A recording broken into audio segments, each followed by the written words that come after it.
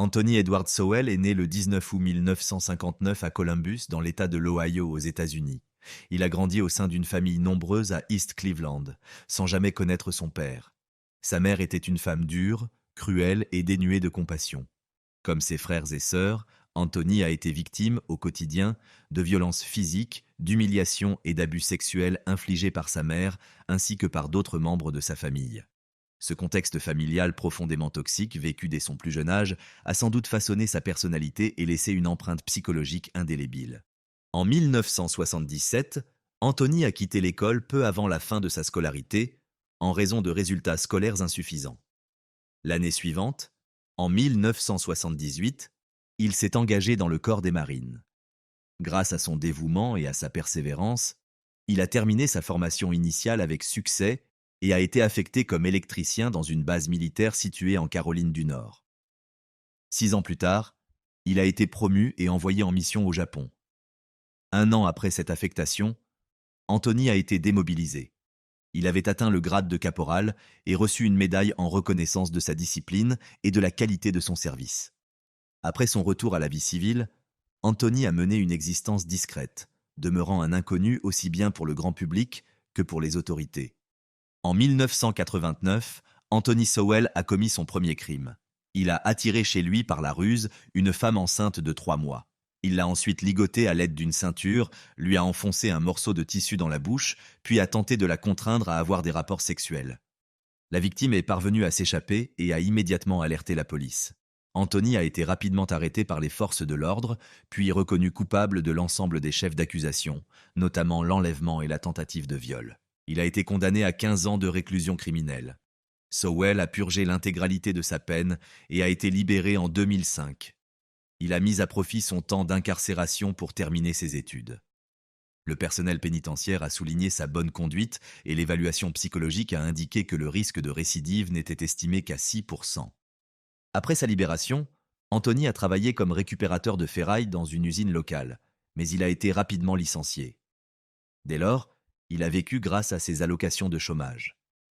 Anthony semblait s'être véritablement amendé, mais en 2007, la personnalité qu'il s'efforçait de dissimuler a refait surface.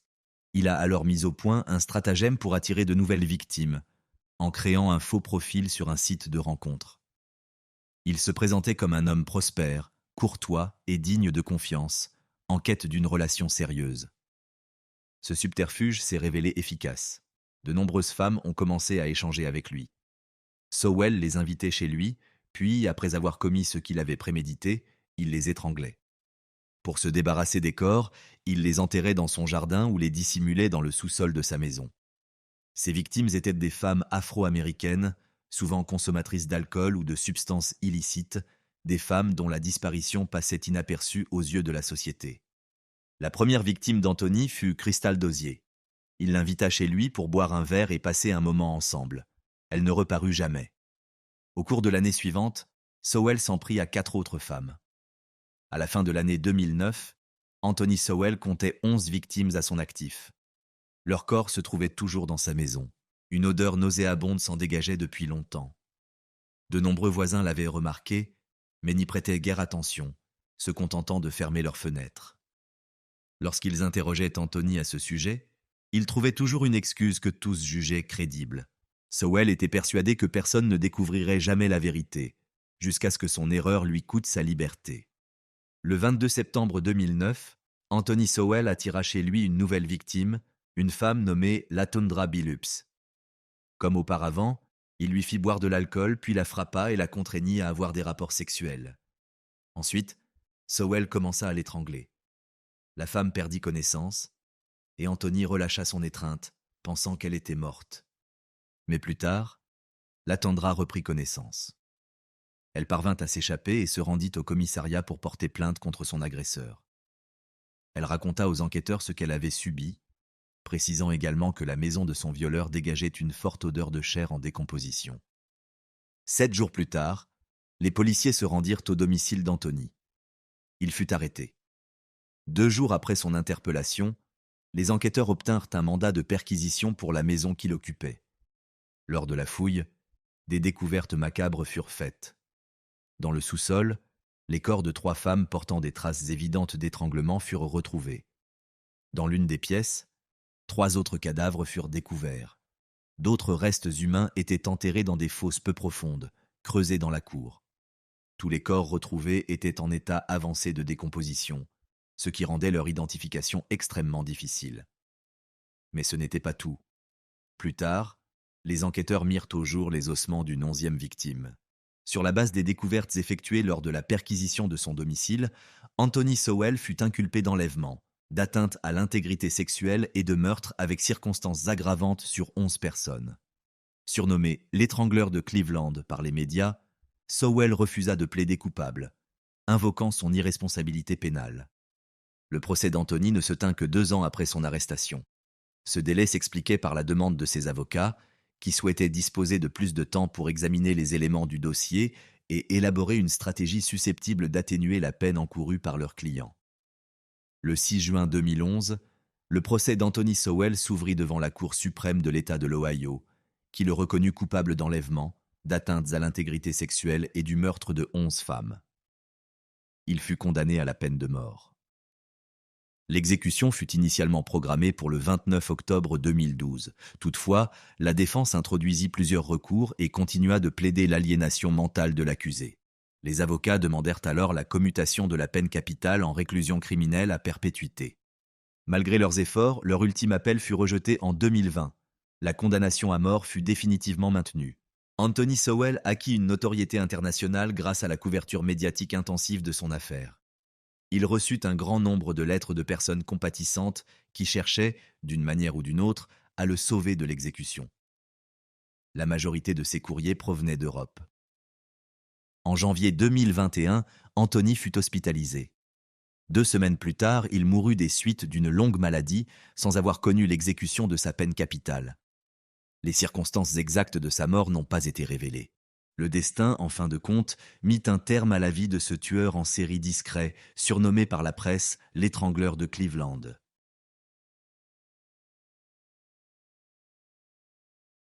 Cet événement a eu lieu aux Philippines. Au-delà de la beauté spectaculaire de leurs îles, les Philippines sont avant tout reconnues pour l'hospitalité de leur population et la force des liens familiaux qui y règnent. Ces caractéristiques culturelles trouvent très vraisemblablement leur origine dans la tradition chrétienne, profondément ancrée dans la société philippine. Cela n'a rien de surprenant, puisque la grande majorité des habitants sont de confession catholique. Cette réalité a contribué à la formation de nombreuses communautés solidaires et à l'émergence d'une culture centrée sur le soin apporté à autrui et le respect mutuel. Aux Philippines, il est presque inconcevable de rencontrer une famille qui n'entretienne pas de relations étroites avec ses proches, voire avec des parents éloignés. En général, les parents nourrissent dès l'enfance l'attente que leurs enfants prendront soin d'eux à l'âge avancé. Cette attente pèse particulièrement sur les filles. Mais que se passe-t-il lorsque cette norme culturelle est poussée à l'extrême? Autrement dit, que faire lorsque des parents cherchent, par tous les moyens, à empêcher leur enfant de quitter le foyer familial? Dans cette vidéo, nous allons précisément aborder un cas similaire. Aux Philippines, cette affaire est connue sous le nom de massacre de la famille Cabading. Il ne fait aucun doute qu'il s'agit de l'un des crimes les plus atroces ayant bouleversé le pays au cours des années 60 du siècle dernier. En réalité, la portée sociale de ce drame ne s'est jamais dissipée, même après plus de 60 ans. Peut-être la principale raison pour laquelle cette affaire tragique continue de résonner dans les mémoires réside-t-elle dans le fait qu'elle concentre tous les ingrédients d'un récit bouleversant. Un amour sincère, une jalousie dévorante, des cœurs brisés et un dénouement tragique. Entrons maintenant dans le cœur de cette histoire. Dans la soirée du 18 janvier 1961, plusieurs coups de feu ont éclaté dans une maison située au numéro 107 de la rue Sapote, dans la région métropolitaine de Makati. Selon les informations disponibles, cette demeure appartenait à la famille Cabading. En pénétrant dans l'une des pièces d'où semblaient provenir les détonations, les policiers ont aussitôt entendu la voix d'une femme en détresse, appelant à l'aide. En allumant la lumière, ils ont découvert une scène d'horreur. La pièce entière était littéralement maculée de sang. Le corps de Madame Asuncion Cabading obstruait l'entrée. Grièvement blessée à la poitrine et à l'abdomen, elle respirait encore et demeurait consciente. À leur grande stupeur, elle gisait sur le corps sans vie de sa fille, Lydia Cabading, elle-même étendue sur celui de son époux. le docteur Leonardo Kitangone, également décédé. Comme l'enquête le révélera plus tard, l'auteur de cette tuerie n'était autre que Pablo Cabading, le patriarche de la famille. Lui aussi a été retrouvé mort sur les lieux du drame. Tout porte à croire qu'il s'est donné la mort peu après avoir abattu sa fille et son compagnon. Plus tard, Madame Cabading a livré aux enquêteurs le récit détaillé des événements. Selon ses déclarations, Pablo aurait tiré sur Lydia au moment précis où elle tentait de protéger son mari. Quant à elle, elle aurait été blessée en s'interposant pour défendre sa fille. Tout semblait alors limpide. Et pourtant, une question obsédante demeure. Qu'est-ce qui a bien pu conduire à une telle tragédie? Qu'est-ce qui a pu pousser un père à assassiner sa propre fille unique? Le docteur et professeur Leonardo Kitangone, âgé de 35 ans, fit la connaissance de Lydia Cabading, une étudiante de 23 ans, en 1960. Peu de temps après leur rencontre, une relation amoureuse s'établit entre eux. Ils passaient beaucoup de temps ensemble, et à un certain moment, le docteur Kitangone invita la jeune femme chez lui pour la présenter à sa famille. À cette époque, Lydia était une jeune femme plutôt timide et douce. Pourtant, elle éveillait chez beaucoup un sentiment de malaise diffus, tant elle semblait différente des autres. Par exemple, elle évoquait rarement son passé, son enfance ou sa famille. On avait parfois l'impression que ses souvenirs étaient empreints de douleur. De plus, Lydia paraissait constamment sur le qui-vive, et cela devenait particulièrement perceptible lorsqu'elle se trouvait encore dehors en fin de journée. Selon les proches de Leonardo, dans de telles circonstances, elle disait souvent devoir prévenir son père de son retard, puis se hâtait de rentrer chez elle. Bien entendu, Leonardo comprenait parfaitement cette culture. Après tout, il en faisait lui-même partie. Par ailleurs, Lydia était l'unique enfant de ses parents, qui la surprotégeaient constamment. Toutefois, cette situation paraissait quelque peu étrange aux frères de Leonardo. Ils s'étonnaient régulièrement de l'extrême rigueur de Pablo Cabading, le père de Lydia, un ancien policier aujourd'hui à la retraite. Il n'était pas rare que cet homme accompagne sa fille à l'université le matin et vienne la chercher à la fin des cours, malgré son âge avancé. Il allait même jusqu'à menacer d'arrêter tout jeune homme qui manifestait le moindre intérêt pour elle. Pablo possédait, sans aucun doute, un tempérament autoritaire, caractéristique de nombreux policiers philippins. Et peut-être que son attitude excessivement protectrice à l'égard de Lydia s'était encore renforcée à l'approche des examens importants qu'elle devait passer. De son côté, Leonardo, en tant que professeur, avait toujours eu à cœur d'aider Lydia dans ses études. C'est pourquoi il se rendait fréquemment chez elle et, à un certain moment, il semble même être parvenu à gagner la confiance de ses parents. Il convient de souligner que la mère de Lydia, Madame Asuncion Cabading, âgée de 45 ans, incarnait à elle seule l'image de la soumission. Elle ne parlait que lorsque son mari l'y autorisait. En d'autres termes, elle vivait comme si la parole de Pablo faisait loi. Lorsque Lydia obtint enfin son examen important, le couple demanda à Pablo la permission de se marier. En retour, celui-ci leur imposa une condition: vivre sous son toit. Ne disposant d'aucune autre option, Leonardo accepta. Mais très vite, il comprit pourquoi Lydia était une jeune femme si fermée et si mystérieuse. Il découvrit alors ce que personne n'osait formuler à voix haute: l'obsession troublante que Pablo nourrissait pour sa propre fille. Lorsque Leonardo et Lydia quittèrent la maison pour passer un moment seuls, Pablo les suivait systématiquement. Dès le début, il leur avait formellement interdit de s'isoler dans leur chambre. Il exigeait littéralement qu'ils restent dans le salon, où il pouvait les surveiller en permanence. Même pendant leur lune de miel, Pablo imposa à Lydia de dormir dans la chambre de sa mère, sous prétexte que celle-ci était soi-disant malade. Pourtant, à cette époque, de nombreuses autres raisons semblaient motiver cette volonté obsessionnelle de séparer les jeunes époux la nuit. Tout cela plongeait Leonardo dans un profond désarroi. Parallèlement, le comportement de Pablo devenait de plus en plus agressif et instable. Presque chaque jour, Leonardo n'avait qu'une idée en tête: trouver un moyen de sortir sa femme de cet environnement toxique. Mais chacune de ces tentatives se soldait par une confrontation brutale avec Pablo. En règle générale, ce dernier réagissait de manière extrême, déclarant: « Si Lydia te suit, je lui tirerai une balle dans la tête sous tes yeux. » De telles menaces poussèrent les frères de Leonardo à tenter de le convaincre d'acheter une arme pour se défendre. Mais il répondait invariablement qu'il préférait porter un chapelet plutôt qu'un pistolet. Au fil du temps, la tyrannie de Pablo ne cessait de s'intensifier. Il alla même jusqu'à interdire à Leonardo d'assister à la cérémonie de prestation de serment de Lydia, marquant ainsi son entrée dans la profession médicale. La raison invoquée était d'une simplicité désarmante. C'était Pablo qui avait financé les études de sa fille. En d'autres termes, il ne supportait pas que Leonardo puisse se sentir impliqué ou légitime dans cet accomplissement. De manière générale, Pablo prenait ses distances avec Leonardo sans raison apparente. Et comme la situation ne cessait de se dégrader, quelques mois plus tard, l'époux de Lydia prit la décision de quitter la maison familiale des Cabading. Naturellement, il souhaitait emmener Lydia avec lui, mais elle était bien trop effrayée pour le suivre. Après ce départ contraint, Leonardo ne put revoir sa femme pendant une longue période. Sur les conseils de Pablo, Lydia n'était autorisée à sortir de chez elle qu'en étant accompagnée d'un membre de sa famille. La situation ne connut un bref répit que lorsqu'elle trouva un emploi à l'hôpital. Ce n'est qu'à ce moment-là que les deux époux purent enfin se retrouver. Cependant, dès que Pablo apprit qu'ils s'étaient revus, Lydia fut contrainte de démissionner. Peu de temps après, on apprit que Lydia était enceinte. En l'apprenant, Leonardo tenta aussitôt de prendre à sa charge tous les frais liés à la grossesse. Mais Pablo lui renvoya l'argent sans dire un mot. Leonardo décida alors d'emmener Lydia chez lui. En arrivant à la maison familiale avec elle, il avertit ses frères de rester sur leur garde. Pablo pouvait surgir à tout moment et provoquer un scandale. Peu après cet appel, un taxi s'arrêta devant la maison des Kitangong. Madame Asuncion Cabading en descendit précipitamment et se dirigea d'un pas rapide vers la porte d'entrée, en exigeant qu'on lui rende sa fille. Les jeunes frères de Leonardo sortirent dans la rue pour tenter de calmer Madame Cabading. D'une seule voix, ils affirmèrent que Lydia n'était pas là. Mais à cet instant précis, Pablo sortit à son tour du taxi. Sans prononcer un mot, il pointa une arme sur l'un des frères, puis menaça de tuer tous les occupants de la maison s'ils ne lui remettaient pas sa fille. Finalement, pour éviter un scandale dans la rue, les jeunes hommes invitèrent Pablo à entrer.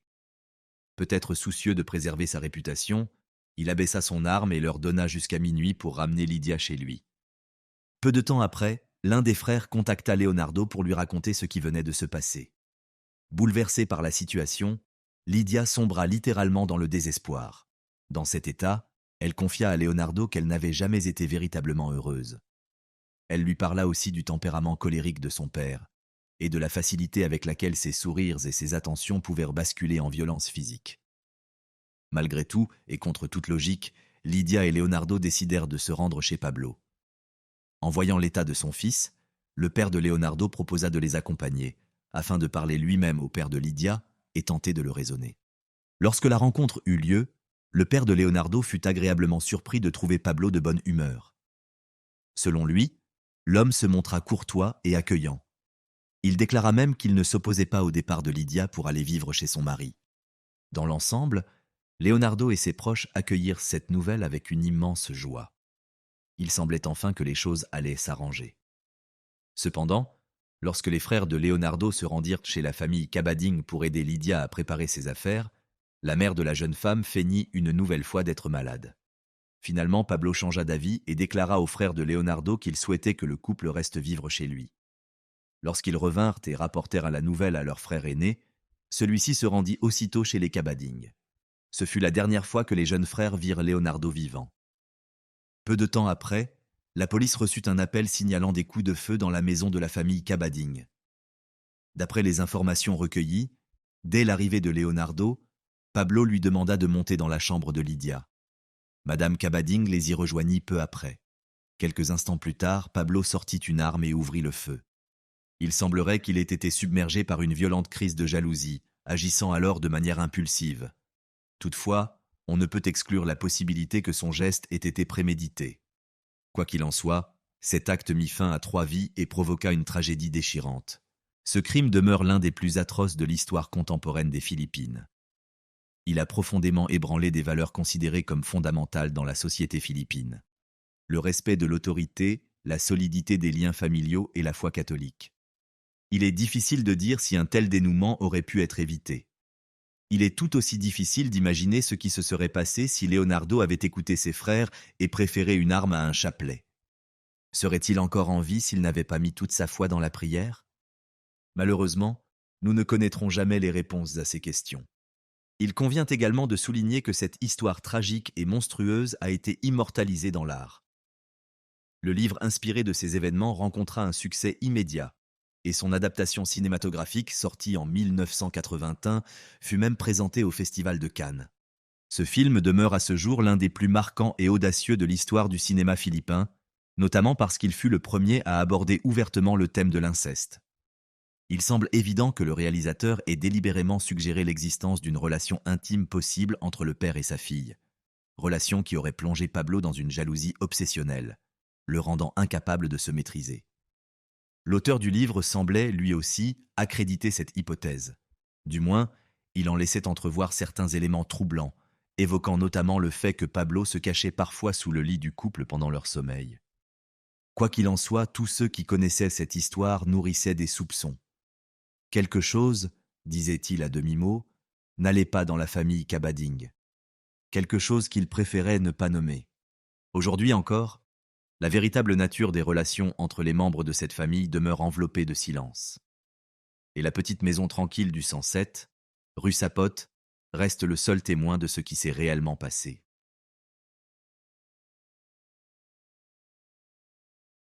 Cet incident s'est produit au Mexique et a suscité une vive émotion au sein de l'opinion publique. Deux éléments majeurs ont provoqué l'indignation générale. D'une part, la victime était un enfant. D'autre part, les criminels ont fait preuve d'une cruauté particulière. Cristo est né le 2 janvier 2009 dans le quartier de San Guillermo, situé dans l'État de Chihuahua, au Mexique. Il a grandi dans un lieu considéré comme l'un des plus pauvres et des plus dangereux au monde.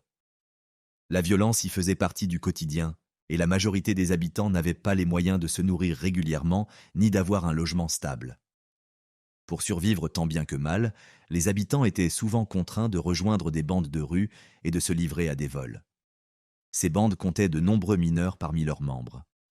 Dès leur plus jeune âge, les enfants évoluaient dans un environnement hostile où la violence était perçue comme une norme. Chaque jour, ils étaient témoins d'actes de brutalité qui façonnaient peu à peu leur perception du monde. Cristo vivait avec sa mère et ses deux jeunes frères.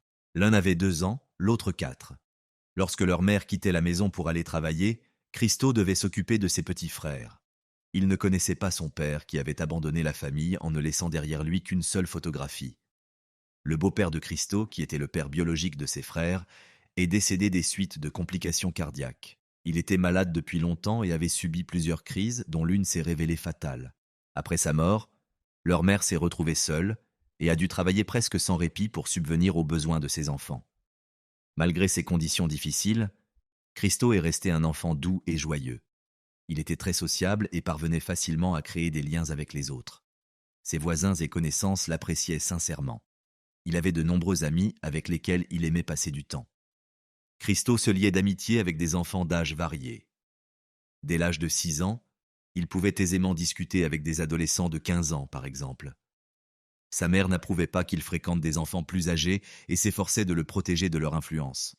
Pourtant, elle ne parvenait pas toujours à l'en empêcher. Le 14 mai 2015, Cristo, âgé de 6 ans, jouait avec sa petite voiture devant la maison. Ce jour-là, sa mère était en congé et l'observait de temps à autre depuis la fenêtre. Vers 14h30, elle se détourna un instant pour se rendre à la cuisine et surveiller le repas. Les haricots, unique plat prévu ce jour-là, risquaient de brûler s'ils restaient sans surveillance. Une demi-heure plus tard, elle sortit dans la cour pour appeler Cristo. En regardant autour d'elle, elle constata qu'il n'était nulle part. Elle se mit alors à le chercher dans les environs, fit le tour des maisons voisines, frappa aux portes, demandant à chacun s'il avait aperçu son fils. Mais personne ne put lui venir en aide. Nul ne l'avait vu. Espérant le trouver revenu entre-temps, elle rentra brièvement chez elle. En vain. Les heures passaient, et Cristo ne rentrait toujours pas. Sa mère appela alors ses voisins à l'aide. Ceux-ci répondirent sans hésiter et se joignirent aux recherches. Ensemble, ils fouillèrent les terrains vagues, pénétrèrent dans des bâtiments abandonnés, inspectèrent les voitures garées à proximité, mais tout cela ne donna aucun résultat. Les recherches se poursuivirent jusqu'à 6 heures du matin, le lendemain. Durant la nuit, ils ne dormirent que quelques heures avant de reprendre inlassablement les recherches dès l'aube. La disparition de Cristo plongea le quartier dans l'inquiétude. Il était connu de tous et considéré comme un enfant doux, sociable et plein de joie de vivre. Lorsqu'il devint évident qu'ils ne parviendraient pas à le retrouver par leurs propres moyens, la mère de Christo se résolut à alerter la police. Le 15 mai, la mère de Christo signala la disparition de son enfant en insistant sur le fait qu'il n'avait que 6 ans. La police réagit immédiatement et se joignit aux recherches. Une alerte spéciale fut déclenchée, mobilisant des agents de différents services ainsi que des représentants d'organisations civiles. La mère de Christo fit imprimer une photo récente de son fils, utilisée pour la confection de tracts et d'affiches. Mais en dépit de tous ses efforts, la journée s'acheva sans résultat. Aucune trace du garçon ne fut retrouvée. Le 16 mai, la situation prit une tournure décisive. Les informations qui permirent de faire la lumière sur la disparition tragique de Christo ne provenaient pas des recherches, mais d'une déclaration spontanée d'une habitante du quartier. Sa famille résidait à proximité. Cette femme se rendit au commissariat pour parler de son fils de 15 ans, prénommé Josu. Au départ, elle pensait qu'il souhaitait simplement transmettre des informations utiles à l'enquête. Mais il apparut très vite que la réalité était bien plus sombre. Josu avait avoué à sa mère quelque chose d'effroyable. Lui et ses amis avaient enlevé Christo pour jouer. Ils voulèrent faire semblant d'être des tueurs avec lui. La raison de ce jeu effroyable tenait à l'environnement dans lequel ces enfants avaient grandi. Leur quotidien était saturé de violence, et même leur jeu reflétait cette brutalité. Un jour, l'un des adolescents eut une idée particulièrement cruelle: jouer au tueur. Ils choisirent le plus jeune, Christo, comme victime. Josu déclara à la police que 5 adolescents avaient participé au crime. Outre lui, il y avait 3 garçons et une fille. Certains étaient des parents éloignés de Christo. Tous étaient âgés de 12 à 15 ans. Les 5 furent rapidement conduits au commissariat pour être interrogés. Au début, presque tous nièrent leur implication. Chacun donna sa propre version des faits, mais leurs témoignages présentaient de nombreuses contradictions. Cependant, avec le temps, l'un des garçons finit par dire la vérité. Il admit que tous les 5 avaient pris part au meurtre de Christo. Il fallut beaucoup de temps à la police pour reconstituer le déroulement complet des événements. Elle découvrit que les enfants avaient déjà joué une première fois à ce jeu des tueurs. Leur victime était alors un chien errant. Ils l'avaient lapidé puis poignardé à plusieurs reprises. Selon eux, l'animal ne bougeait plus lorsqu'ils avaient commis leur acte. Après cet épisode, l'un d'eux proposa de recommencer ce jeu, mais cette fois-ci avec un être humain. Christo fut choisi comme victime simplement parce qu'il était le plus jeune de tous ceux qu'il connaissait. Ils commencèrent par frapper le garçon et lui couvrir à la bouche pour l'empêcher de respirer et d'appeler à l'aide. Ils prirent ensuite un bâton, l'enroulèrent autour du cou de Christo et tirèrent de toute leur force. Josu et une fille prénommée Valeria participèrent à l'étranglement. En constatant que Christo montrait encore des signes de vie, les adolescents redoublèrent de violence et lui jetèrent des pierres. Mais les horreurs ne s'arrêtèrent pas là. Ils infligèrent à Christo 27 coups de couteau dans la poitrine, puis lui arrachèrent le cœur. Même après sa mort, les enfants continuèrent à profaner son corps. Une fois leur forfait accompli, ils se mirent à réfléchir à la manière de faire disparaître les traces du crime. Ils creusèrent un trou, y déposèrent le corps de Christo et le recouvrirent du cadavre du chien qu'ils avaient tué auparavant. Puis ils se débarrassèrent du couteau. C'est ainsi que la police parvint finalement à reconstituer toute la vérité sur ce qui s'était passé. La police se heurta rapidement à un sérieux obstacle juridique. Parmi les 5 adolescents impliqués dans le meurtre de Christo, seuls 2 pouvaient être inculpés d'homicide selon la législation mexicaine. Il s'agissait de Josu et de Georges, tous 2 âgés de 15 ans au moment des faits. Les 2 adolescents furent soumis à une expertise psychologique. Il s'avéra que Georges souffrait d'un retard mental. Malgré son âge, son niveau de développement correspondait à celui d'un enfant de 8 ans. En conséquence, il ne pouvait être tenu pénalement responsable de ses actes. Dès lors, seule la possibilité de poursuivre Josu restait envisageable.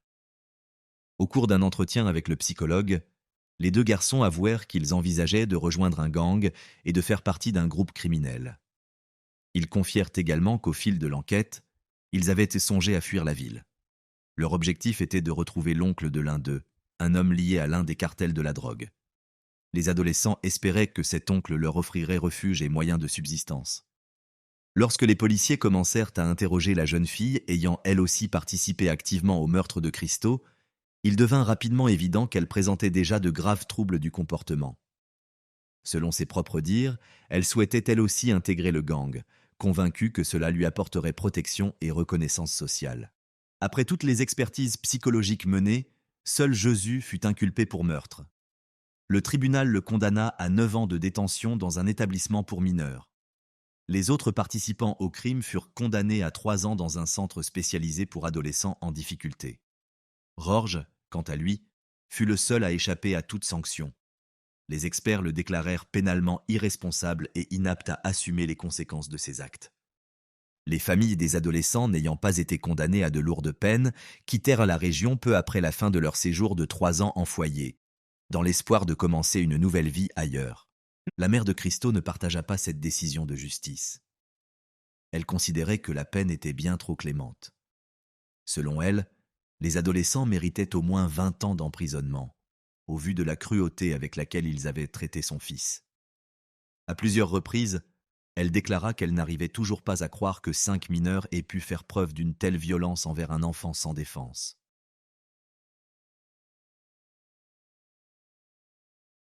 Cette affaire s'est déroulée aux États-Unis d'Amérique.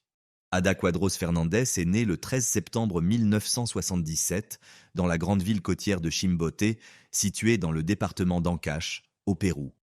Elle est l'aînée de Victor Quadros Reyes, vétérinaire de profession, et de son épouse, Luz Fernandez, enseignante. Dès son plus jeune âge, Ada s'est distinguée par son sérieux et ses excellents résultats scolaires, devenant un véritable modèle pour son entourage. Elle a maintes fois démontré l'étendue de ses connaissances et remporté les Olympiades de son établissement. Comme elle l'a raconté bien des années plus tard, elle aimait, durant son enfance, passer du temps avec ses jeunes sœurs à la ferme de ses grands-parents, en contact étroit avec la nature et les animaux. Cette période, empreinte de liberté et de joie simple, fut sans doute la plus insouciante de sa vie. Bien que la famille d'Ada ne fût pas considérée comme pauvre selon les critères locaux, les ressources financières restaient limitées et l'argent manquait souvent. C'est pourquoi, à l'adolescence, la jeune fille chercha divers moyens de soutenir ses parents. Avec l'une de ses sœurs et une amie, elle forma un petit groupe qui gagnait un peu d'argent en divertissant les enfants lors de différents événements. Après avoir obtenu son diplôme de fin d'études secondaires avec mention, Ada intégra l'université pour y suivre des études de droit. Cependant, à son grand regret, elle fut contrainte d'interrompre sa formation, faute de moyens financiers, et dut renoncer à son rêve de poursuivre un enseignement supérieur. Malgré les difficultés, la jeune fille nourrissait une profonde volonté de changer de vie, de réussir et de venir en aide à sa famille. Animée par cet espoir, elle décida de tenter sa chance en postulant à la loterie annuelle organisée par les autorités des États-Unis d'Amérique, permettant à un certain nombre de candidats d'obtenir un visa par tirage au sort. Comme de nombreux jeunes péruviens, et plus largement, beaucoup de jeunes originaires d'Amérique latine, Ada voyait les États-Unis comme une terre d'opportunités, un pays où elle pourrait améliorer ses conditions de vie. Résolue à partir, elle aspirait à trouver un emploi stable, un revenu digne et un avenir meilleur pour elle-même et pour ses proches. Ses parents, ainsi que ses frères et sœurs, partagèrent sa joie et son enthousiasme. Ils vendirent certains de leurs biens et firent tout leur possible pour réunir les fonds nécessaires à son départ. La destination d'Ada était l'État du Texas, où plusieurs membres de sa famille s'étaient déjà installés depuis longtemps. C'est chez eux qu'elle allait être hébergée à son arrivée, pour la première fois sur le sol américain. Au début de l'année 2004, Ada effectua enfin le déménagement tant espéré. Comme beaucoup de jeunes dans une situation comparable, elle débuta sa vie professionnelle aux États-Unis dans le secteur des services. Après un certain temps, elle changea d'emploi et obtint un poste au sein d'une entreprise spécialisée dans le placement de nourrices. C'est dans ce contexte qu'en exerçant cette nouvelle activité, Ada fit la connaissance de la famille Lazarzik, une famille aisée.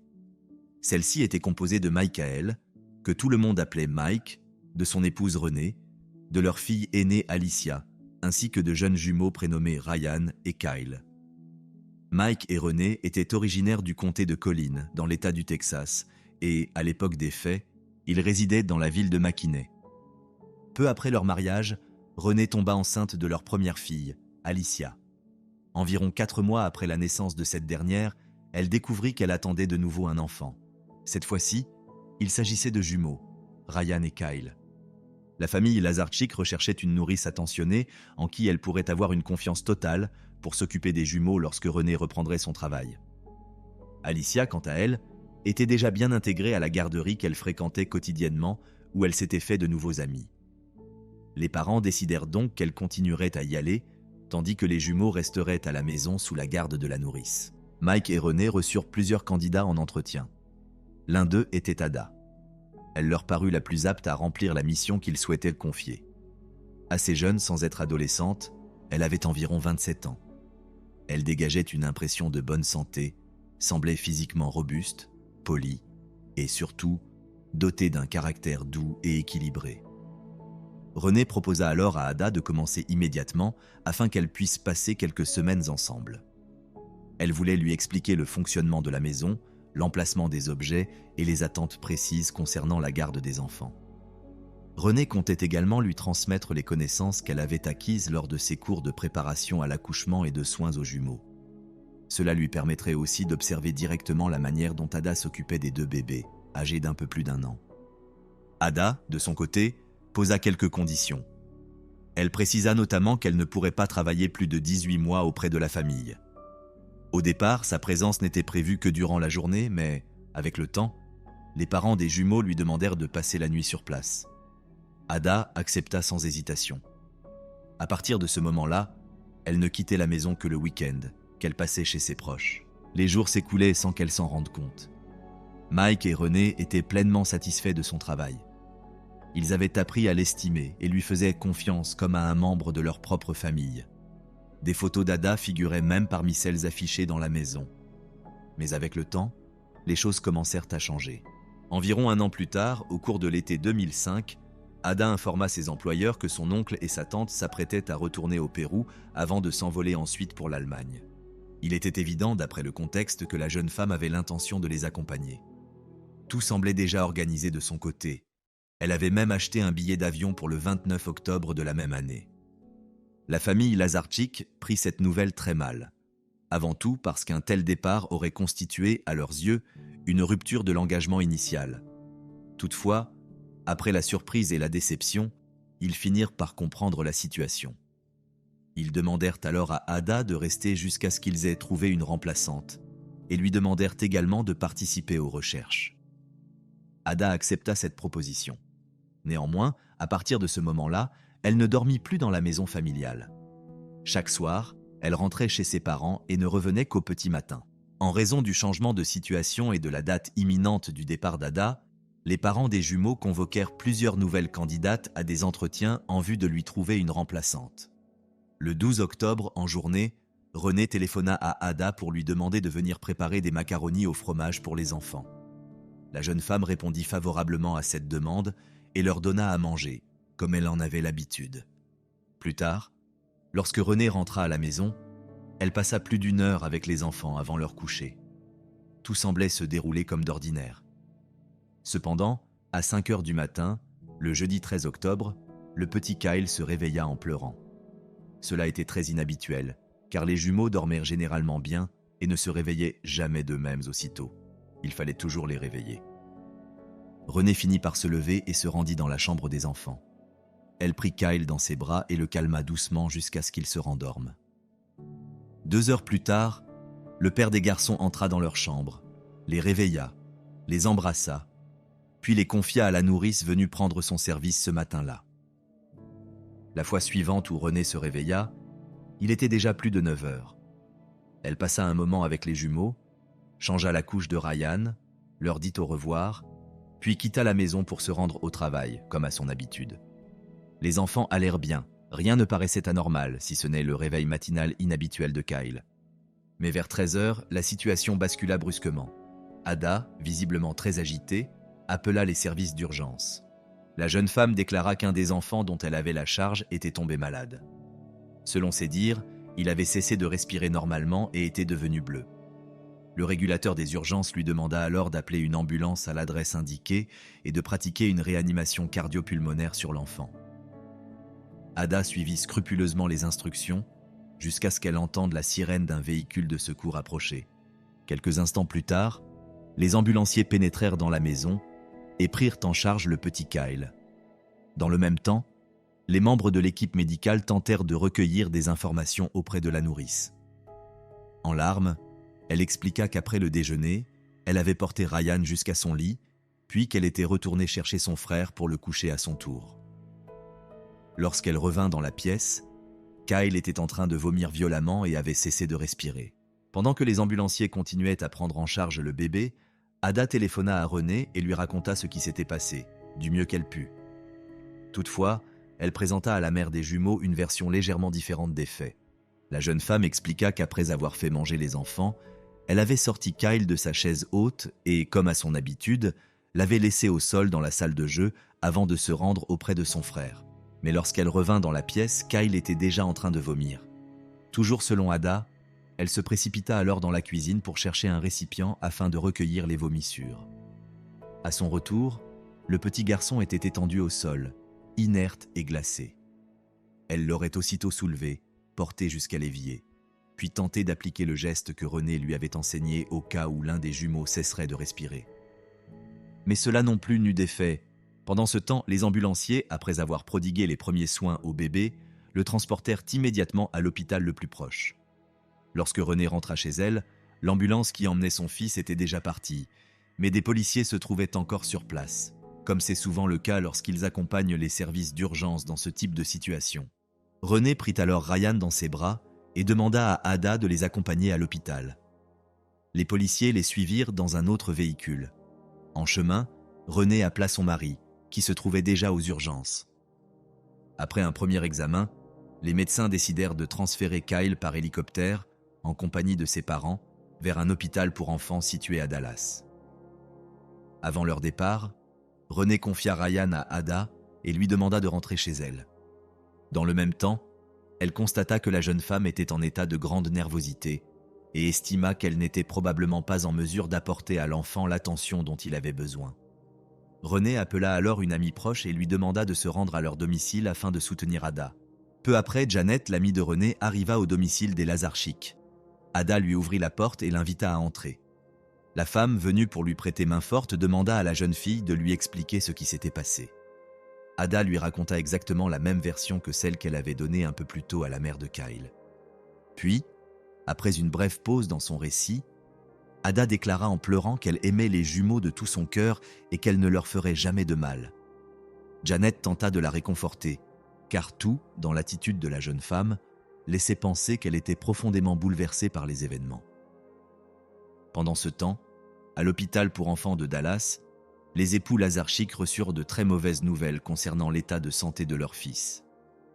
Le médecin en charge de Kyle expliqua que l'enfant souffrait de blessures particulièrement graves à la tête, ainsi que de lésions au bras et à l'épaule gauche. Un peu plus tard, un neurochirurgien vint à la rencontre des parents, visiblement sous le choc. Le spécialiste leur annonça que le cerveau du petit garçon était soumis à une pression intracrânienne extrême, rendant ses chances de survie extrêmement faibles. Selon lui, l'état de l'enfant était comparable à celui d'une victime d'un grave accident de la route ou d'une chute depuis le 6e étage d'un immeuble. En d'autres termes, tout semblait indiquer que Kyle avait été victime de maltraitance, ou plus précisément, d'un acte de violence physique infligé par un adulte.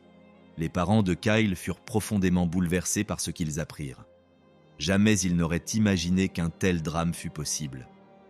Leur première pensée fut que la nourrice avait peut-être trébuché en tenant l'enfant dans ses bras, ou qu'elle l'avait accidentellement laissé tomber, puis, submergée par la peur ou la honte, avait choisi de se taire.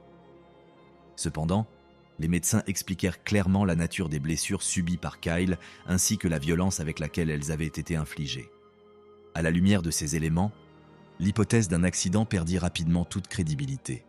Renée finit par appeler Janet et lui demanda de faire sortir l'autre jumeau de la maison sans délai, ce qu'elle fit aussitôt.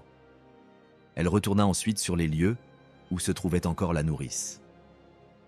Ada était assise en silence près de la fenêtre et semblait parfaitement calme. Mais quelques instants plus tard, lorsqu'une voiture de police passa devant la maison, la jeune femme perdit tout contrôle. Elle s'effondra au sol en pleurs et se mit à répéter, de manière quasi incohérente, qu'elle n'avait jamais fait de mal à Kyle. La voiture de police se dirigeait effectivement vers le domicile de la famille Lazarchik. des inspecteurs étaient dépêchés sur place afin d'interroger Ada, la personne ayant contacté les services d'urgence. Elle était également la seule adulte présente dans la maison au moment des faits. En entrant dans les lieux, les agents constatèrent que la jeune femme était très agitée et manifestement en état de détresse émotionnelle. Janet tenta de la réconforter, mais sans grand succès. Les enquêteurs attendirent qu'elle retrouve un minimum de calme avant de commencer leur interrogatoire, dans le but de recueillir le plus d'informations possible sur les circonstances de l'incident. Une fois partiellement remise, Ada expliqua qu'elle avait sorti Kyle de sa chaise haute, qu'elle l'avait déposé sur le sol de la salle de jeu, puis qu'elle lui avait donné de légères tapes dans le dos pour l'aider à évacuer ses gaz. L'enfant, selon elle, s'était alors mise à vomir. Toujours d'après ses déclarations, elle serait allée chercher un récipient dans la cuisine afin de recueillir les vomissures, précisant que René n'aimait pas que des taches salissent le sol. Après un bref nettoyage, elle aurait remarqué que Kyle était devenu bleu et qu'il avait commencé à convulser.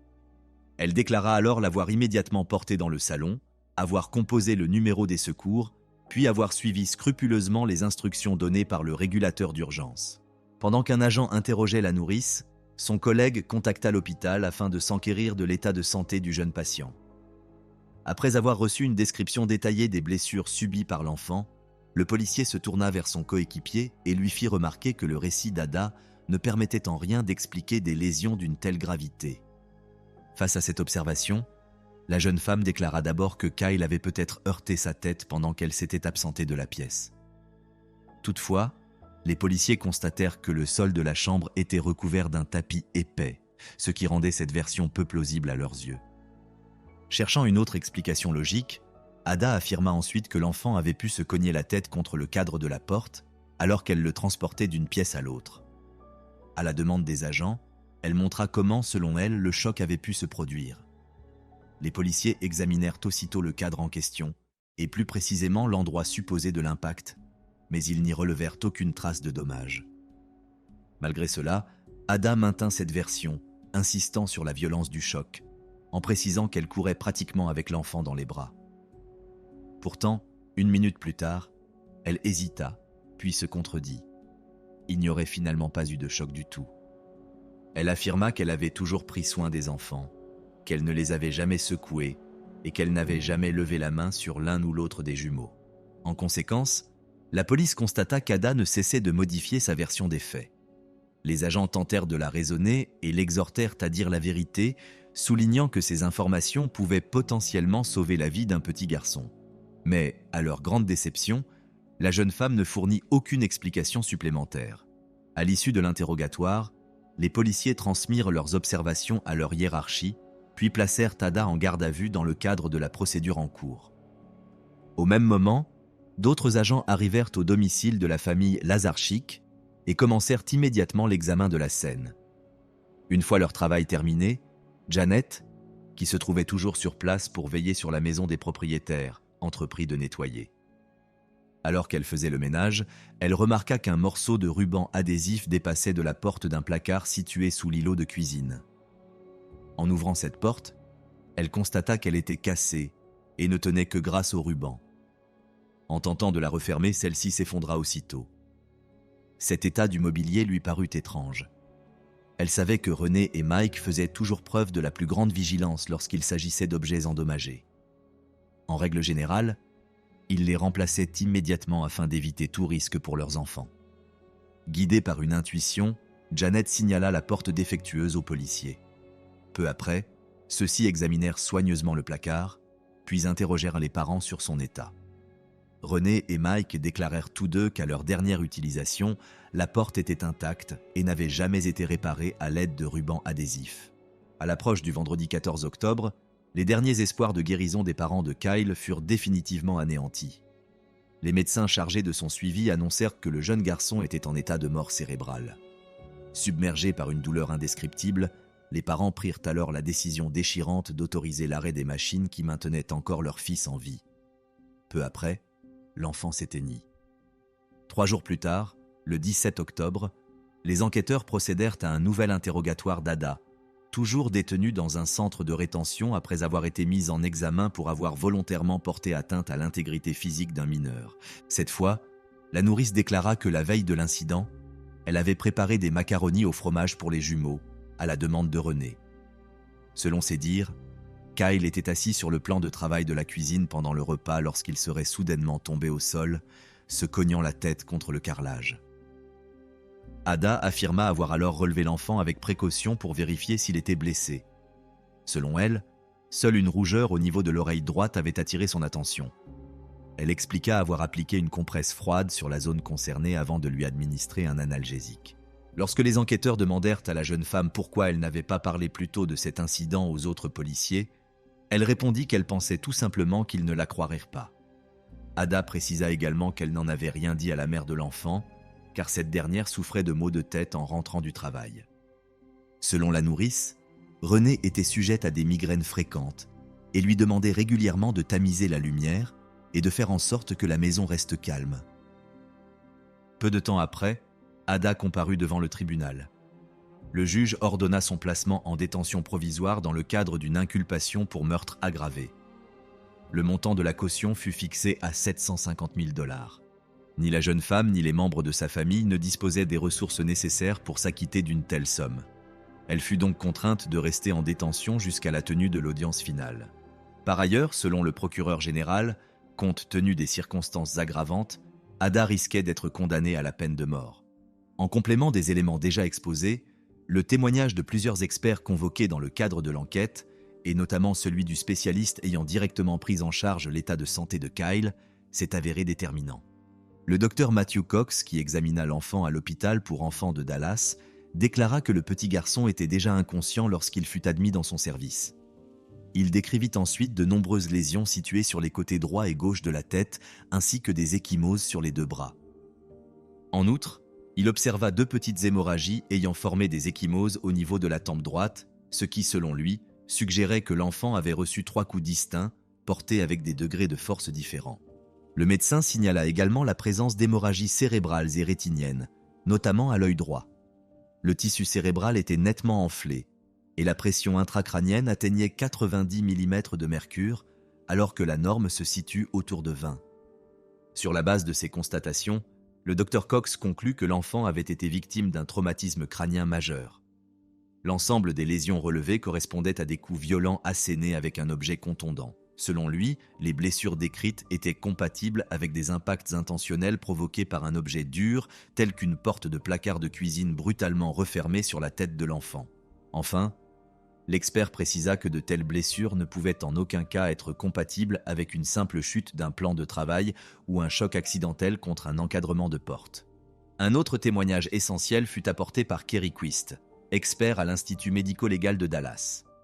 Celui-ci avait préalablement mesuré l'écartement entre les points de fixation de la porte endommagée d'un placard de cuisine et constaté qu'il correspondait précisément à la distance séparant les blessures observées sur le crâne de Kyle. Le même spécialiste analysa également le ruban adhésif ayant servi à réparer de manière improvisée ladite porte. 2 traces d'ADN distinctes y furent relevées. L'une, nettement identifiable, appartenait à Ada. L'autre, beaucoup plus légère, n'a pu être formellement attribuée. Toutefois, les enquêteurs supposèrent qu'elle pourrait provenir de l'enfant. Après ces expertises, Mike, le père de Kyle, fut invité à témoigner à son tour. Il déclara qu'au soir du 12 octobre, son fils était en parfaite santé et que le matin du 13 octobre, il ne présentait aucune ecchymose ou trace visible de blessure à la tête. L'homme précisa qu'il avait lui-même préparé le petit déjeuner ce jour-là, ouvrant et refermant plusieurs placards pour y prendre ustensiles et aliments. Selon ses dires, toutes les portes, y compris celles qui se révéleraient plus tard endommagées, étaient alors parfaitement fonctionnelles. Il affirma que ce matin-là, toute la famille avait pris le petit déjeuner ensemble et que les enfants semblaient éveillés, dynamiques et en bonne santé. Au regard de l'ensemble des éléments réunis, il apparaît clairement que les événements ayant conduit à la mort de Kyle se sont produits à un moment où aucun autre adulte que la nourrice n'était présent dans la maison. Pendant ce temps, les 12 membres du jury s'étaient retirés de la salle d'audience afin de délibérer sur le verdict de l'affaire. Profitant de cette pause, les parents de Kyle présentèrent des photographies et des vidéos de leur fils défunt. Ils retracèrent ensuite les grandes étapes de sa courte vie, depuis sa naissance jusqu'à son dernier souffle. La quasi-totalité des personnes présentes dans la salle furent gagnées par l'émotion et versèrent des larmes. Quelques heures plus tard, le jury fit son retour, et l'audience reprit. Ada Quadros Fernandez fut reconnue coupable de meurtre avec préméditation sur mineur et condamnée à la réclusion criminelle à perpétuité sans possibilité de libération conditionnelle. À l'annonce du verdict, la mère d'Ada, venue spécialement du Pérou pour assister au procès, s'écria à sa fille qu'elle la ferait sortir de prison, quoi qu'il en coûte. À partir de ce moment, les parents de la condamnée entamèrent une campagne visant à contester la décision. Ils affirmèrent que le verdict ne reposait pas sur des éléments de preuve solides, mais qu'il s'agissait, selon eux, d'un acte de discrimination raciale. Ils soutinrent également que les avocats commis d'office n'avaient pas assuré une défense suffisamment rigoureuse. Par conséquent, les proches de la jeune femme condamnée prirent la décision de faire appel à des avocats chevronnés, capables de défendre au mieux les intérêts de leur fille et d'interjeter appel. Toutefois, engager de tels professionnels supposait des ressources financières considérables. Bien que la famille d'Ada ne disposât pas de cette somme, elle refusa de se laisser décourager. Au cours des mois suivants, ses membres sollicitèrent toute forme d'aide possible, tant auprès des autorités péruviennes que de la communauté latino-américaine. Ils déployèrent tous les efforts nécessaires pour réunir les fonds requis. Pendant ce temps, Ada elle-même, incarcérée dans une prison de haute sécurité, manquait toutes les occasions de faire entendre sa voix et de clamer son innocence auprès du public. Finalement, la persévérance et la mobilisation conjointe de la jeune femme et de ses parents finirent par porter leurs fruits. 3 ans plus tard, en l'an 2000, les représentants légaux d'Ada et de sa famille déposèrent un mémoire auprès de la Cour d'appel du district du Texas. Ce document concis présentait plusieurs arguments mettant en évidence des erreurs précises commises par le tribunal de première instance. Après lecture du mémoire, la Cour d'appel rejeta 3 des 5 moyens invoqués, mais reconnut le bien fondé des 2 autres. Cela suffit pour que les autorités décident d'annuler le jugement initial ainsi que le procès en raison de plusieurs irrégularités de procédure. À la suite de cette décision, la famille d'Ada entreprit à nouveau de réunir les fonds nécessaires à l'organisation d'un nouveau procès. Dans le cadre de cette campagne, elle alla jusqu'à solliciter le soutien du président du Pérou. Au milieu des démarches administratives et des préparatifs indispensables à la reprise complète du processus judiciaire, 3 nouvelles années s'écoulèrent. Le 10 juillet de l'année 2012, le processus de sélection des 12 jurés débuta. Ces personnes furent choisies par le système judiciaire parmi plus d'une centaine de candidats potentiels. Avec le soutien de son avocat, Ada continua de clamer son innocence. Toutefois, elle ne nia pas toute forme de responsabilité dans les faits. La défense fit valoir que, le 12 octobre, l'enfant était tombé de la table de la cuisine et s'était blessé à la tête. Selon la même version, la blessure aurait été aggravée le lendemain, lorsqu'Ada, courant d'une pièce à l'autre avec le garçon dans les bras, aurait accidentellement heurté sa tête contre le montant latéral de l'encadrement d'une porte. Cette fois, la défense de l'accusé étaya ses arguments à l'aide du témoignage d'un expert médico-légal invité, fort de 40 années d'expérience. Ce spécialiste confirma intégralement la version présentée par la défense. Il précisa notamment que certaines des lésions constatées sur Kyle auraient pu être survenues à l'hôpital, au moment de la pose d'un cathéter destiné à évaluer l'œdème cérébral. Cependant, ces déclarations furent vivement contestées par l'accusation. Par ailleurs, la défense fit également appel au témoignage d'un employé de l'entreprise ayant fabriqué les armoires de cuisine installées dans la maison des Lazarchik. Ce témoin présenta à la cour plusieurs hypothèses concernant les circonstances possibles de la détérioration de la porte de l'armoire.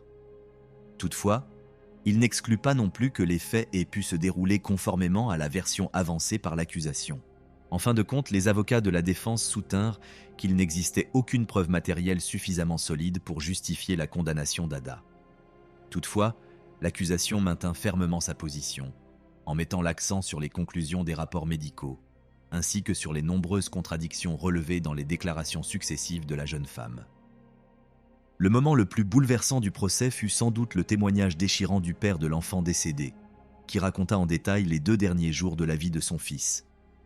Il tenta d'abord de décrire à la cour ce que représentait le fait de voir son enfant relié à d'innombrables tubes et appareils médicaux, maintenant artificiellement sa survie. Il évoqua ensuite le moment où tout espoir s'éteignit, avant de relater comment l'enfant fut débranché du respirateur artificiel et s'éteignit dans ses bras.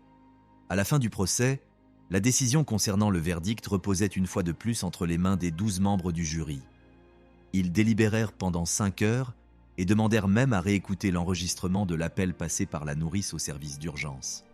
Finalement, ils déclarèrent une nouvelle fois Ada Quadros Fernandez, âgée de 33 ans à l'époque, coupable d'homicide volontaire sur un enfant. L'accusé fut donc à nouveau condamné à la réclusion criminelle à perpétuité sans possibilité de libération conditionnelle. Les parents d'Ada refusent toujours de croire à son implication dans la mort de l'enfant. Ils affirment qu'un tel verdict constitue un acte de discrimination raciale et restent déterminés à introduire un nouvel appel. De retour en détention, Ada intégra l'équipe de volley-ball du centre pénitentiaire. Elle apprit également le braille et remporta un concours de dessin grâce à une représentation de la Vierge Marie qu'elle décida ensuite de mettre aux enchères. En octobre 2007, les parents de Kyle engagèrent une action civile contre l'agence ayant recommandé Ada comme candidate au poste de nourrice.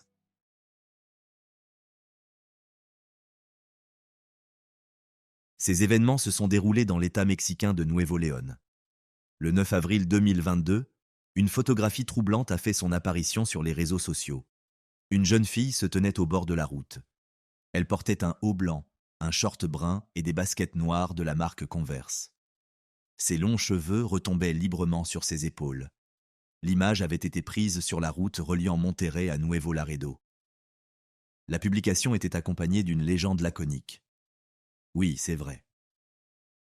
Personne n'aurait pu imaginer, à cet instant précis, que cette histoire allait très rapidement capter l'attention de tout le pays, voire du monde entier. La jeune fille s'appelait Debany Escobar. Elle avait 18 ans.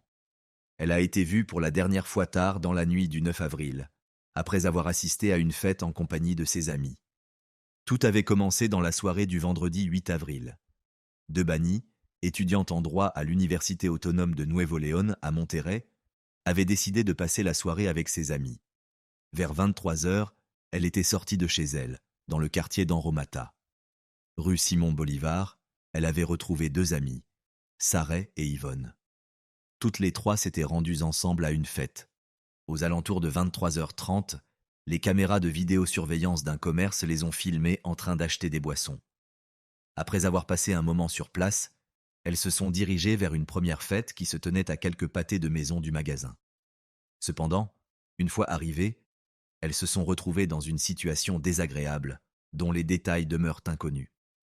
Elles ont alors décidé de changer d'endroit. Les jeunes filles ont commandé un taxi par l'intermédiaire de l'application Didi. Le véhicule est arrivé à 0h49.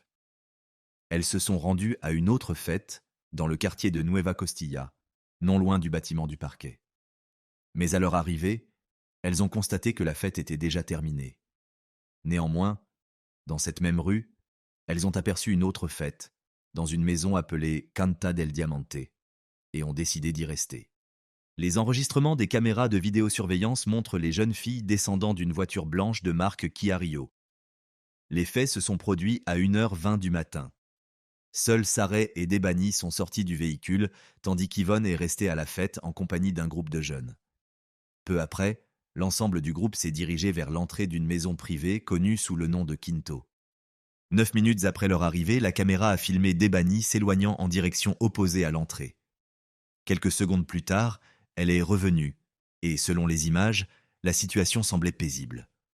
Cependant, à 3h45 du matin, tout a basculé. La caméra a capté Debany sortant en courant du club. Un jeune homme l'a suivi et a tenté de l'intercepter. La jeune fille l'a frappé et a tenté de s'enfuir, mais il l'en a empêché. Une altercation a alors éclaté entre eux. Sarah et un autre jeune homme sont sortis dans la rue. Ils ont été témoins de la scène. Plus tard, l'un d'eux a déclaré, lors de son interrogatoire, qu'au moment de l'incident, Debany avait mordu le jeune homme alors qu'il tentait de la calmer. Vers 3h29, peu avant les faits, Yvonne avait contacté un chauffeur de taxi par l'intermédiaire de l'application Didi afin qu'il vienne les chercher. Quelques heures avant les événements décrits, Yvonne avait noté le numéro du chauffeur afin qu'il puisse raccompagner les filles chez elle après la fête. Lorsqu'elle l'a contacté à 3h29, il lui a indiqué qu'il se trouvait à proximité et qu'il pouvait arriver dans 10 à 15 minutes. À 3h55, une voiture blanche est apparue dans le champ des caméras de vidéosurveillance. Debany s'est immédiatement installé sur la banquette arrière. Sareh et d'autres participants à la fête se sont approchés du chauffeur, ont échangé quelques mots avec lui, puis le véhicule est reparti, laissant les autres jeunes filles sur place. À 4h17, la voiture a de nouveau été filmée par une autre caméra. La vidéo montre une altercation entre le chauffeur et Debani. 8 minutes plus tard, à 4h25, il a envoyé un message à l'une des amies de Debani, affirmant que la jeune fille était sortie de la voiture de son plein gré et avait refusé de poursuivre le trajet. C'est à ce moment précis qu'il a pris la photographie qui a ensuite largement circulé sur les réseaux sociaux. Selon ses dires, cette image devait servir de preuve qu'il avait bien déposé sa passagère au bord de la route. Le chauffeur a déclaré que Debani avait adopté un comportement agressif et refusait catégoriquement de remonter dans le véhicule. Ses amis, ayant reçu le message, se sont immédiatement inquiétés et lui ont demandé d'alerter la police. Il a d'abord répondu qu'il était déjà parti et qu'il ne pouvait pas intervenir, car il devait reprendre son service. Toutefois, quelques minutes plus tard, il est revenu à l'endroit où il avait laissé la jeune fille, mais Debani n'y était plus. Il a alors recontacté ses amis et leur a annoncé qu'elle avait disparu.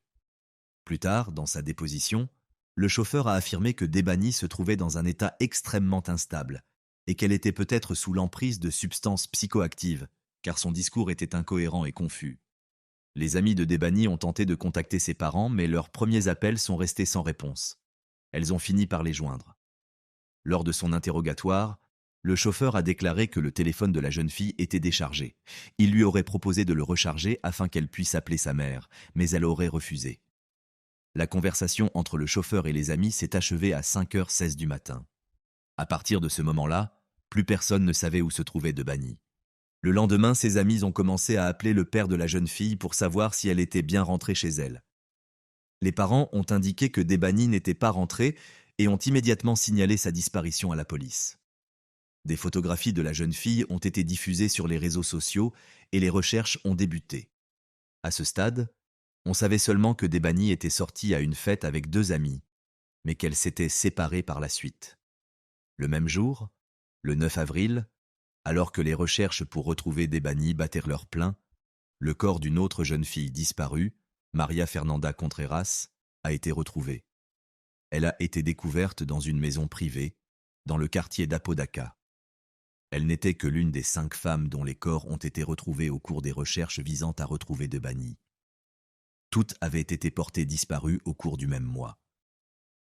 En l'espace de 6 jours, du 9 au 15 avril, les corps de 5 femmes disparues ont été retrouvés dans l'état de Nuevo León, suscitant une vive émotion au sein de l'opinion publique. Selon les premiers témoignages recueillis au cours de l'enquête, vers 7h30 du matin, le 9 avril, une jeune fille ressemblant à Debani Escobar aurait été aperçue marchant dans une rue du quartier d'Apodaca. Un témoin oculaire a affirmé l'avoir reconnue grâce à ses vêtements, qui correspondaient à ceux qu'elle portait sur une photographie largement diffusée. Le 12 avril, Jesús Aîné, un chauffeur de taxi âgé de 46 ans et originaire de San Luis Potosí, a été arrêté. Il s'agissait de la dernière personne connue à avoir été en contact avec Debani. Il s'est retrouvé sous le feu des projecteurs après qu'il a été révélé qu'il avait déjà fait l'objet d'une plainte pour agression sexuelle. Cette révélation a conduit à penser que la jeune fille avait pu quitter le véhicule pour cette raison. L'homme a été interpellé à Salinas Victoria. Selon les enquêteurs, il aurait commencé à se montrer nerveux lorsqu'on lui a présenté la photo de Debani, ce qui a éveillé les soupçons. Cependant, quelques jours plus tard, il a été écarté de la liste des suspects. Aucune preuve de son implication dans la disparition n'a pu être établie. Il s'est avéré par la suite que la photographie devenue virale avait été prise par une autre personne. 2 jours après ces événements, une jeune fille ayant également assisté à la fête où se trouvait Debani a publié un message sur Instagram. Elle y relatait que certains participants à la soirée avaient tenté d'aider Debani en lui proposant de la raccompagner chez elle afin qu'elle puisse se reposer. Toutefois, selon elle, les amis de Debani auraient refusé cette aide, arguant que une personne de confiance devait venir les chercher. Cette déclaration a changé le cours de l'enquête. L'attention des enquêteurs s'est alors portée sur l'entourage proche de la jeune fille, à savoir ses amis. Ces dernières ont dès lors été considérées comme des suspectes potentiels dans cette affaire.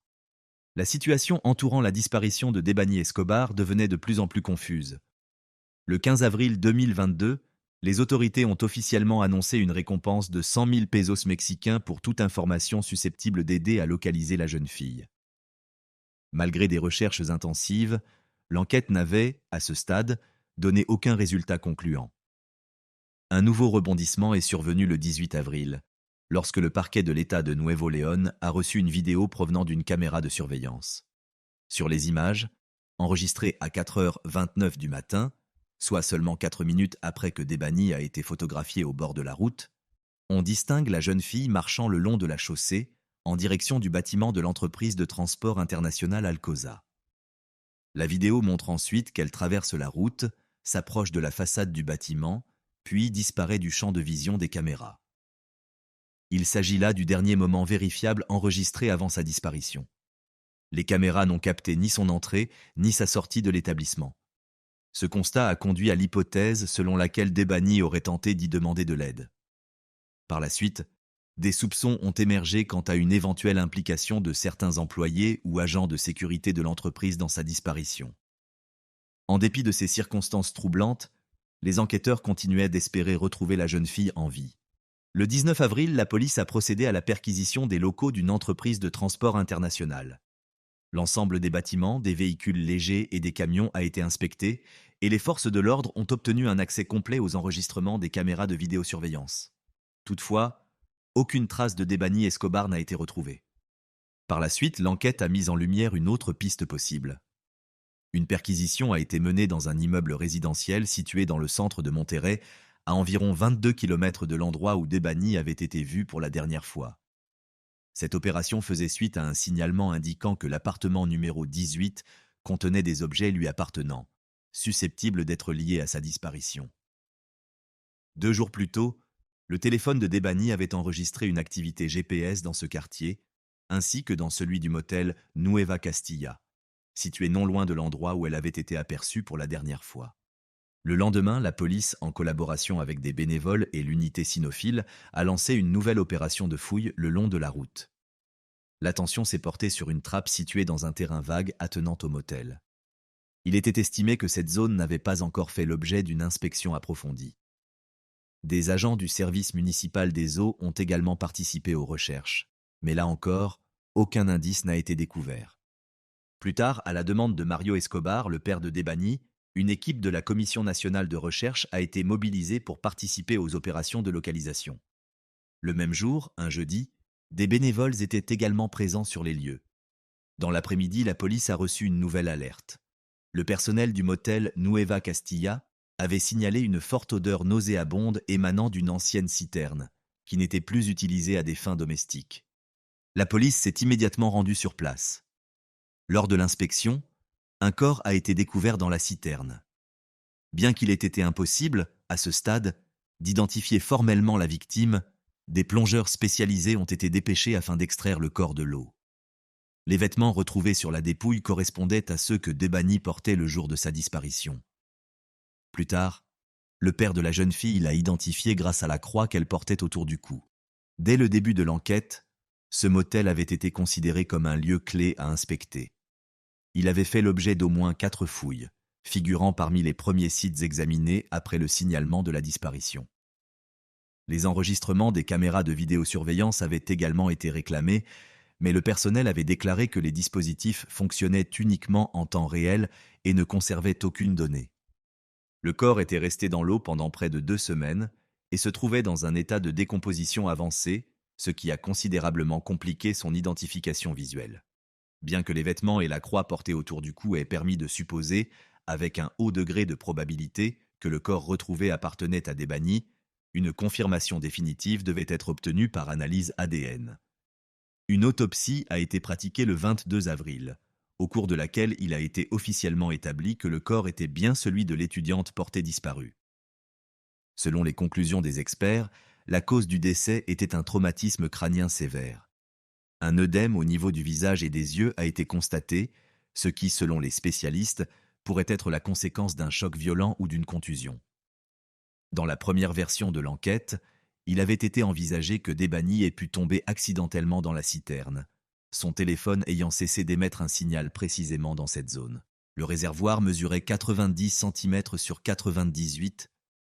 avait une profondeur d'environ 4,4 mètres et contenait environ 90 centimètres d'eau. Une hypothèse a été avancée selon laquelle la jeune fille aurait pu franchir la clôture du motel, haute d'environ 2,2 mètres, pour pénétrer à l'intérieur de l'établissement. Cependant, la crédibilité de cette version demeurait incertaine. Debany mesurait 1,67 m et le sommet de la clôture était recouvert de fils barbelés. Si elle avait tenté d'escalader le mur, elle aurait probablement présenté des coupures ou d'autres lésions, ce qui n'a pas été constaté. Les experts médico-légaux ont estimé que le corps était resté dans l'eau entre 5 et 12 jours. Il se trouvait au deuxième stade de décomposition, qui débute généralement une semaine après le décès, mais dont la durée peut varier en fonction des conditions extérieures, notamment de la température de l'eau. Il est inhabituel que pendant près de 2 semaines, malgré les fouilles menées, l'odeur nauséabonde provenant de la citerne n'ait été remarquée ni par les employés du motel, ni par les équipes cynophiles accompagnées de chiens spécialisés. 3 citernes se trouvaient sur le terrain de l'établissement. La première d'entre elles s'est révélée obstruée. C'est là que le corps de Debany a été découvert. Dans cette même citerne, outre le corps, ont été retrouvées une paire de baskets noires de marque Converse, ainsi qu'un morceau de tissu portant des traces de faune cadavérique, à savoir des insectes et des larves se développant au cours du processus de décomposition. Sur le mur séparant la première et la deuxième citerne, les enquêteurs ont découvert le sac de la jeune fille, à l'intérieur duquel se trouvait un récipient en plastique rouge, un soutien-gorge blanc, 2 morceaux de tissu beige et un masque en tissu noir et blanc. Dans la deuxième citerne, les enquêteurs ont mis au jour d'autres effets personnels. Un briquet jaune et blanc, 3 clés métalliques, un téléphone portable dans un étui noir, en mauvais état, ainsi qu'un portefeuille placé dans un emballage en plastique. Les raisons pour lesquelles les affaires de la jeune fille se trouvaient dans des citernes différentes n'ont pas pu être déterminées. Le fait qu'elle ne portait pas ses chaussures au moment de la découverte du corps a été jugé particulièrement préoccupant. L'état du corps, qui avait atteint le deuxième stade de décomposition, a rendu difficile la réalisation d'une analyse toxicologique standard visant à détecter d'éventuelles traces d'alcool ou de substances psychoactives. Toutefois, les experts ont porté une attention particulière à la faune cadavérique, c'est-à-dire aux insectes et aux larves présents sur la dépouille. Il existe une méthode permettant d'extraire de l'ADN à partir de ces échantillons biologiques afin d'identifier la présence éventuelle de substances chimiques ayant pu être consommées avant le décès. Le motel Nueva Castilla, situé sur la route en direction de Nuevo Laredo, est peu fréquenté et semble abandonné vu de l'extérieur. Cette route constitue l'un des principaux axes de transport reliant Monterrey à l'État de Tamaulipas et, au-delà, aux États-Unis. Elle est communément surnommée la mauvaise route, en raison de son taux élevé de criminalité. Rien que l'année dernière, une centaine de personnes y ont disparu. Lors de l'inspection du terrain du motel, aucun signe d'effraction ni de pénétration illégale dans la zone des citernes n'a été constaté. Cela a conduit les enquêteurs à supposer que l'accès à cette zone fermée n'était possible que par l'entrée principale située dans le bâtiment du restaurant. Aucun autre point de sortie vers l'extérieur n'a été identifié à proximité des citernes. 2 jours après la découverte du corps, les agents du parquet ont obtenu l'accès aux enregistrements des caméras de vidéosurveillance du motel. Cette révélation a suscité une certaine perplexité, car le personnel avait précédemment affirmé que les caméras fonctionnaient exclusivement en temps réel et ne conservaient pas les images. Les séquences rendues publiques montrent la zone du restaurant et 2 portes vitrées. L'une donne sur l'extérieur, en direction de la route, et l'autre, à l'intérieur, mène vers la zone des citernes. À 4h33 du matin, les caméras ont filmé Debany entrant dans le bâtiment du motel. Sur une autre séquence, on la voit contourner le restaurant et s'approcher de la porte vitrée intérieure. N'apercevant personne, elle se dirige ensuite vers l'angle du bâtiment, où elle reste environ 20 minutes. À 4h54, la caméra la filme de nouveau, courant le long du mur d'enceinte du motel. C'est la dernière fois que Debany a été officiellement vue vivante. Par la suite, des informations ont été divulguées concernant un autre enregistrement, issu d'une caméra extérieure du restaurant, sur lequel on distingue un véhicule s'arrêter devant le motel. L'enregistrement montre également une personne montée à bord du véhicule. L'hypothèse a été formulée selon laquelle la jeune fille aurait pu être emmenée. Le véhicule a été identifié et son propriétaire retrouvé. Toutefois, après avoir été interrogé, il a été écarté de la liste des suspects, son alibi ayant été vérifié et confirmé. Après avoir analysé les enregistrements des caméras de vidéosurveillance, le parquet de l'État de Nuevo León a décidé de prendre le contrôle du motel. Le père de la jeune fille, Mario Escobar, s'est dit préoccupé par le fait que le corps de sa fille ait été transporté en l'absence de tout membre de la famille. Il a sollicité l'intervention d'un organisme indépendant afin de procéder à une seconde autopsie et de comparer ses résultats avec les conclusions de l'examen initial. Il convient de préciser qu'un spécialiste en anthropologie médico-légale était présent lors de la première autopsie et qu'aucune irrégularité n'a été relevée à l'issue de la procédure. Néanmoins, une question essentielle restait sans réponse dans l'opinion publique. Pourquoi Debani avait-elle quitté le véhicule censé la ramener chez elle? Des images complémentaires, diffusées par les médias, ont relancé le débat. Sur l'une des séquences, on distingue le conducteur tendre la main vers la passagère au niveau de la poitrine. Ce geste a conduit à formuler l'hypothèse qu'un incident aurait pu survenir entre eux, poussant la jeune fille à quitter le véhicule. Le 27 avril, après la diffusion d'accusations dans les médias, le chauffeur présumé ayant déposé Debani la nuit de sa disparition a accordé une interview afin de livrer sa version des faits. À la surprise générale, il ne s'agissait pas de la personne initialement soupçonnée. Le conducteur s'appelait Juan David. Dans sa déclaration, il a rejeté toute accusation d'agression sexuelle et a précisé que la photo controversée montrait, selon lui, le moment où il tendait un chargeur à la jeune fille, son téléphone étant alors déchargé. Il a également présenté des enregistrements de conversations avec les amis de Debani ainsi qu'un fichier audio capté pendant le trajet. Sur cet enregistrement, on entend la jeune fille déclarer « Mes parents méritent de connaître la vérité ». D'après le chauffeur, Debani semblait bouleversé et émotionnellement instable. Il a affirmé qu'elle lui avait confié que ses amis s'étaient mal comportés lors de la fête en refusant de la raccompagner chez elle. Dans la voiture, elle se serait mise à pleurer. Il a ajouté qu'elle tenait des propos incohérents et qu'il avait eu l'impression qu'elle se trouvait sous l'influence d'une substance quelconque. Toujours selon Juan David, la jeune fille lui aurait d'abord demandé de la conduire à une autre fête, mais, une fois arrivée, elle aurait changé d'avis et refusé de descendre du véhicule. Le chauffeur aurait alors tenté d'obtenir son adresse, sans succès, Debani ne lui ayant pas répondu. Il se serait ensuite tourné vers son amie Yvonne afin de lui demander le numéro de téléphone de la mère de la jeune fille, mais celle-ci aurait répondu qu'elle ne le connaissait pas. Plus tard, alors qu'ils circulèrent déjà sur l'autoroute, Debani aurait soudainement demandé à s'arrêter et serait descendu sur le bas-côté. Le chauffeur aurait tenté de la convaincre de remonter dans le véhicule en vain. C'est à ce moment-là qu'il a pris une photo de la jeune fille, qu'il a ensuite envoyée à ses amis afin de leur indiquer où elle se trouvait. Après l'interview accordée par le chauffeur, dans laquelle il a livré sa version des faits, le public a commencé à s'interroger sur son comportement. Certaines de ses actions ont paru inhabituelles. Alors que Debani se trouvait encore dans le véhicule, il partageait les détails de la situation avec un ami, ce qui a suscité des doutes quant à la sincérité de ses intentions. Peu de temps après, les amis de Debani, Yvonne et Sareh, sont apparus à la télévision locale de Monterrey. Selon Yvonne, elle avait fait la connaissance de Debani environ 4 mois avant les faits, par l'intermédiaire des réseaux sociaux. Sareh, quant à elle, l'avait rencontré pour la première fois le soir même. Yvonne a expliqué que, ce soir-là, Debani lui avait écrit pour lui proposer d'aller à une fête. Bien qu'elle ait déjà prévu de sortir, Yvonne l'a invitée à se joindre à elle. Les deux jeunes femmes ont déclaré que Debani avait adopté un comportement instable au cours de la soirée. Elle était devenue de plus en plus agressive, refusait toute aide et demandait à ce qu'on la laisse tranquille. Selon leur dire, un conflit aurait éclaté entre Debani et un groupe de personnes qui tentaient de la raccompagner. Les deux amies ont exprimé la crainte que quelqu'un ait pu glisser une substance dans son verre, car elle échangeait avec de nombreux jeunes gens qu'elle ne connaissait pas. À un moment donné, Debani se serait soudainement enfui du club. Un groupe de jeunes gens s'est précipité à sa suite pour tenter de la rattraper. Yvonne est également sortie pour intervenir, mais Debani, extrêmement agité, aurait crié que ses parents étaient avocats et aurait proposé de l'argent à tout le monde pour qu'on la laisse tranquille. Finalement, les deux amies ont décidé de commander un taxi, en recontactant le même chauffeur qu'elles avaient sollicité plus tôt dans la soirée. Elles avaient conservé son numéro, le jugeant digne de confiance. Cependant, lorsque la voiture est arrivée, seul Debani est monté à bord.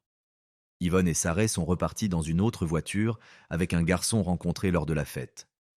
Par la suite, selon leurs déclarations, Elles ont tenté à plusieurs reprises de joindre le père de Debani, entre 3h59 et 4h30 du matin, sans succès. Ce n'est qu'à 8h35 qu'elles ont finalement réussi à le contacter, espérant vérifier si la jeune fille était bien rentrée à la maison. C'est à ce moment-là qu'elles ont appris sa disparition. Il est évident que les témoignages des personnes présentes lors des événements comportaient de nombreuses zones d'ombre, soulevant un grand nombre de questions. L'une d'elles portait sur la raison pour laquelle les jeunes filles avaient affirmé au chauffeur qu'elles ne disposaient pas du numéro de téléphone de la mère de Debani. Ce détail a éveillé la méfiance de nombreuses personnes. Des milliers d'internautes ont alors commencé à formuler leurs propres théories, ce qui, au lieu d'éclaircir l'affaire, n'a fait qu'accroître la confusion. Des centaines de vidéos et de publications ont commencé à circuler sur Internet. Tout était minutieusement examiné. Le comportement des employés du motel, l'attitude des amis de Debani, des hypothèses sur d'éventuels phénomènes paranormaux et même le contenu des échanges entre Debani et Yvonne. La situation devenait de plus en plus obscure.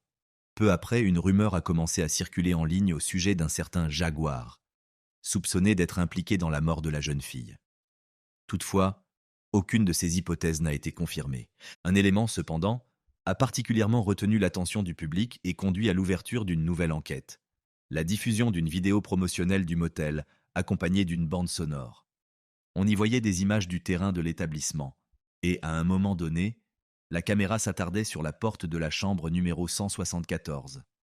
Cette focalisation inhabituelle a paru étrange à de nombreux internautes qui ont supposé qu'un employé du motel cherchait ainsi à indiquer qu'un événement important s'était produit dans cette chambre. Sous la pression de l'opinion publique et à la demande insistante du père de Debani, il a été décidé de procéder à une nouvelle perquisition au sein du motel. La perquisition du motel a duré environ 7 heures. L'équipe d'enquêteurs a examiné chaque recoin avec minutie.